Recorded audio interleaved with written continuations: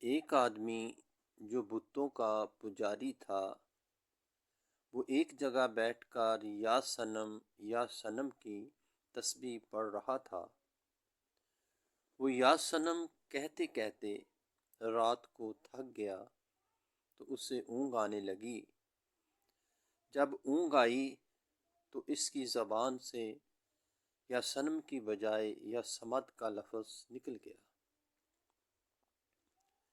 جیسے ہی اس کی زبان سے یہ لفظ نکلا تو اللہ رب العزت نے فوراً فرمایا، لبیک یا عبدی، میرے بندے میں حاضر ہوں، مانگ کیا مانگتا ہے؟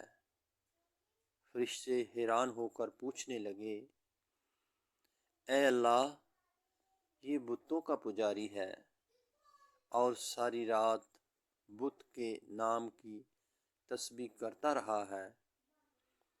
اب نیند کے غلبہ کی وجہ سے آپ کا نام نکل گیا ہے اور آپ نے فوراً متوجہ ہو کر فرمایا ہے، میرے بندے تو کیا چاہتا ہے؟ اس میں کیا راز ہے؟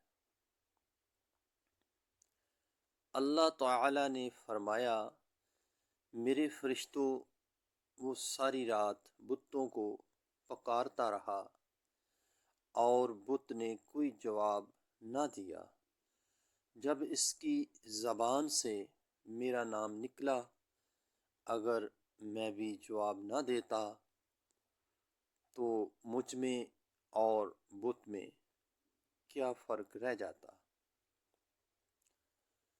جو پروردگار اتنا مہربان ہو کہ بندے کی زبان سے نیند کی حالت میں بھی اگر نام نکل آئے تو پروردگار اس کو بھی قبول فرما لیتے ہیں، تو ہم ہوش و حواس میں دعائیں مانگیں گے تو پروردگار ہماری دعاؤں کو کیوں نہ قبول فرمائیں گے۔ دعا ہے کہ پروردگار عالم ہمیں اپنی سچی محبت عطا فرما دے اور موت کے وقت ہمارے پاس ایمان کی نعمت سلامت رہے۔ آمین۔